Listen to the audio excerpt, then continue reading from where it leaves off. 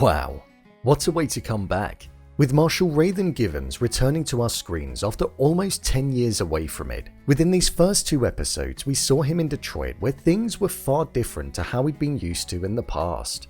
Episode 1 and 2 of Justified City Primeval really laid down the groundwork and the foundations of this season. And Clement Mansell as an antagonist is an individual like we've never seen before. Pure evil personified and a brutal executioner with no remorse whatsoever. So let's jump into these 2 episodes and explain all that there was to take away from them. Here is Justified City Primeval Episode 1 and 2 Ending Explained. Just to let you know, this video will contain spoilers. Oh, and if you enjoy the video then do me a solid and hit subscribe. Thanks. Episode 1. This first episode didn't hold back when it came to kicking off with the action. From the off, we were reminded exactly who Raylan was and just how cold he was with his actions, especially when he was dealing with the 2 people that came up on him.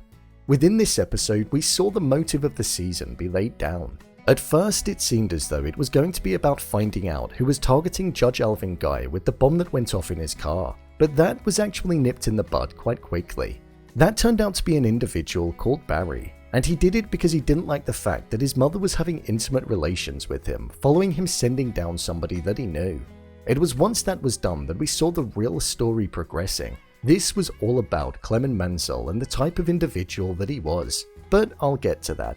Raylan was supposed to be on vacation with his daughter Willa, whilst her mother was out of town. But instead, due to the incident that ended up occurring with the 2 people that tailgated him and wanted to take his vehicle, he was ultimately roped into staying in Detroit for a little while longer to work on the investigation that was taking place around who was targeting Judge Alvin.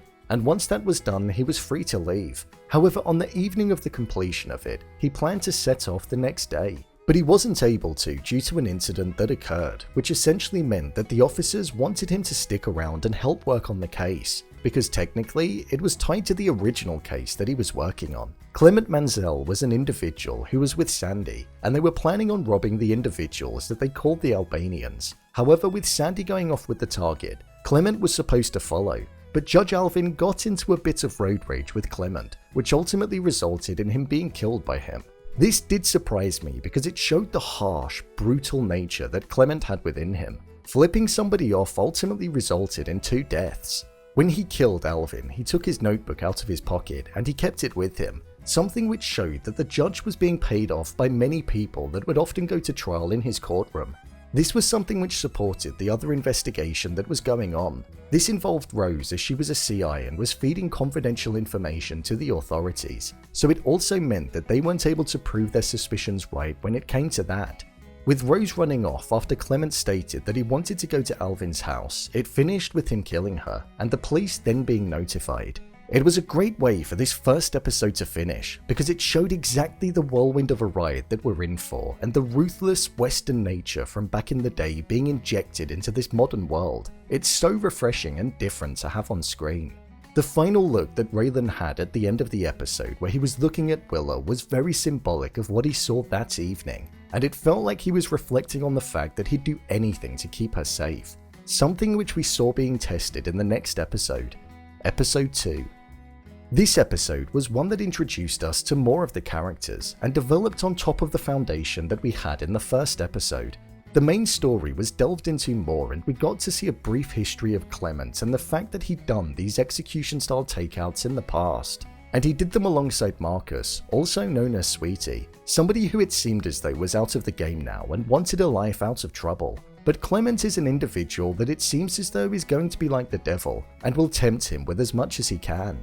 With Raylan and Wendell being suspicious and having Clement as a prime suspect of what happened to the judge, they went over and saw Sandy and questioned her on everything that she was up to that previous evening. It was once they left, they decided to follow her, and at that point, she was given the task by Clement to dispose of the weapon by dropping it off of the bridge and into the river, so that it wouldn't tie him to the crime scene. However, she didn't go through with it, due to the fear that she had within her.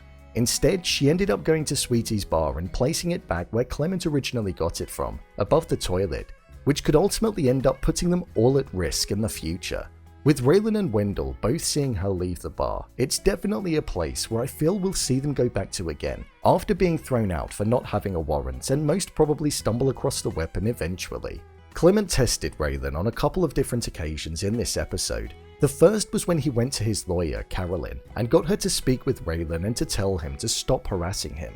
But the second and the most important time came was when Clement went to the hotel that Raylan and his daughter were staying at, and he showed that he was able to get to his daughter as and when he needed to, showing that she may never be safe as long as he's working on the case and trying to pin the crime on him, showing that the most important thing to Raylan was in jeopardy and at risk of being harmed, all due to association. This resulted in a brutal moment from Raylan where he took Clement out to the front of the hotel and he beat him hard, and showed that he wasn't to be messed with, whilst also stating that he needed to leave his daughter out of it, but Clement was unfazed by the attack, again showing just how numb he was to violence and that it was the only thing that he knew. So I feel it's only going to get dirtier and messier the longer that this case goes on. I feel we're probably going to see Raylan being tested a lot in this season of the show, as things will most probably look to get extremely close to home and pain will feel even more personal. Outside of the main arc in both of these episodes, it seemed as though Carolyn was an individual that was having her morals tested by the fact that she's a defense attorney. We saw that her partner couldn't handle the job anymore, and it very much felt like the morality of her defending people that she knew had killed people might be starting to impact her.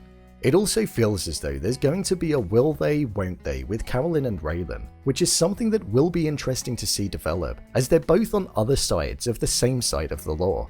With Willa looking on as Raylan beat Clement, I hope he's just going to be honest with her, and he just tells her that he's a dangerous individual, so maybe she can understand why he acted in the way that he did. But I imagine their relationship is going to get frosty. There was a lot of talk about teenagers being difficult, and it feels like that could tie into the plot, which makes it even more close to home for Raylan. Overall review. I thought these first 2 episodes of the show were really good. They were engaging and it was refreshing to see. I haven't seen a modern day western in a long while, and it does make a change seeing something like this. Seeing Raylan back on our screens is nice to have as well, along with the cast that all delivered strong performances and provided characters that have a lot of room to grow within. Clement was a definite standout in these 2 episodes as well. The pure violent streak within him and the fact that he wasn't fazed by any of it really translated across the screen. I thought the story that was given to us was something that definitely felt like it had legs too. There's room for it to be developed, and that's something that I'm glad about. I was quite content with digging deeper into finding out about who tried to kill the judge, so when the judge did end up getting killed, with it also looking like Clement Mansell is going to be a loose cannon that could go on to kill more, we're going to get something pretty dark and pretty epic. I'm looking forward to seeing what's going to come in next week's episode. What did you think of these first 2 episodes? Leave a comment down below, and don't forget to subscribe. I'll see you next time.